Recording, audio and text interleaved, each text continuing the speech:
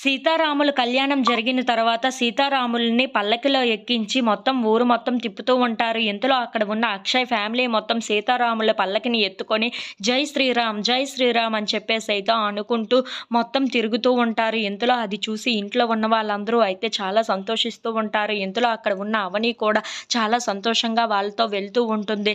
అది చూసి తట్టుకోలేక అక్కడ ఉన్న పల్లవి మాత్రం ఇద్దరు రౌడీలను పెట్టి మీరు ఆ పల్లకిని ఎలాగైనా సరే కింద పడేటట్లు చూడాలి, అక్కడ ఉన్న విగ్రహాలు కిందన పడిపోయేటట్లు చెయ్యాలి అని చెప్పేసి అయితే అంటూ ఉంటుంది. ఆ మాటలు వినగానే అక్కడ ఉన్న వాళ్ళు అయితే సరే మేడం మేము చూసుకుంటాం, మీరు వెళ్ళండి అని చెప్పేసి అయితే అంటూ ఉంటారు. ఇంతలో అక్కడ ఉన్న అవని, అక్షయ్ ఇంట్లో ఉన్న వాళ్ళందరూ అయితే జై శ్రీరామ్, జై శ్రీరామ్ అని చెప్పేసి అయితే అనుకుంటూ ఆ పల్లకిని ఎత్తుకొని మరీ చాలా సంతోషంగా ఆ జై జైలు కొడుతూ వెళ్తూ ఉంటారు. ఇంతలో అక్కడ ఉన్న పల్లవి మాత్రం ఏంటి వీళ్ళు రెడీగా ఉన్నారా అని చెప్పేసి అయితే వాళ్ళ వైపు చూస్తూ ఉంటుంది. ఇంతలో అక్కడ ఉన్న వాళ్ళు ఒక తాడును కట్టి వాళ్ళు వచ్చేటప్పుడు ఆ తాడును లేపుతూ ఉంటారు. అది చూడగానే అక్కడ ఉన్న వాళ్ళందరూ అయితే ఒక్కసారిగా షాక్ అయిపోయి కింద పడిపోబోతూ ఉంటారు.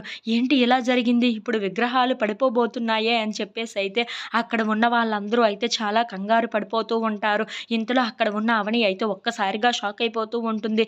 ఏంటి ఇలా జరిగింది? ఆ విగ్రహాలు ఇప్పుడు పడిపోతున్నాయా ఏంటా అని చెప్పేసి అయితే అందరూ అక్కడ ఉన్నవాళ్ళు చాలా కంగారు పడిపోతూ ఉంటారు. If you like this video please like, share and subscribe friends.